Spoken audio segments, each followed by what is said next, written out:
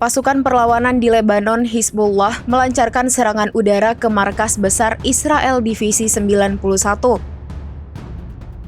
Serangan menyebabkan markas tersebut terbakar. Hizbullah mengaku melancarkan serangan udara dengan satu skuadron penyerang. Menyasar markas besar Zionis di wilayah Nahal Gershom, perlawanan mengindikasikan bahwa serangan tersebut menyebabkan sejumlah korban jiwa terhadap perwira dan tentara pendudukan. Situasi juga mencekam lantaran terjadi kebakaran di dalam markas besar. Selain itu, Hizbullah juga mengaku menyerang situs Bayat Blida dan Barkat Risha. Mereka meluncurkan peluru artileri ke posisi musuh yang menyebabkan serangan langsung.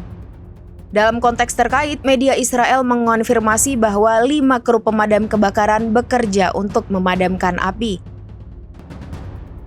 Insiden ini terjadi dalam beberapa jam terakhir di pemukiman Dishon, wilayah utara Palestina yang diduduki.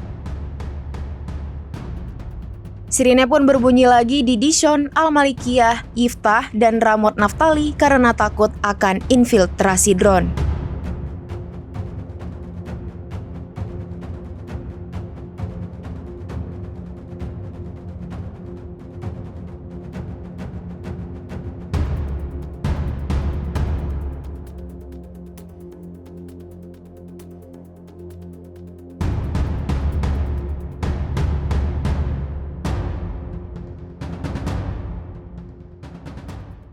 Download Tribun X sekarang, menghadirkan lokal menjadi Indonesia.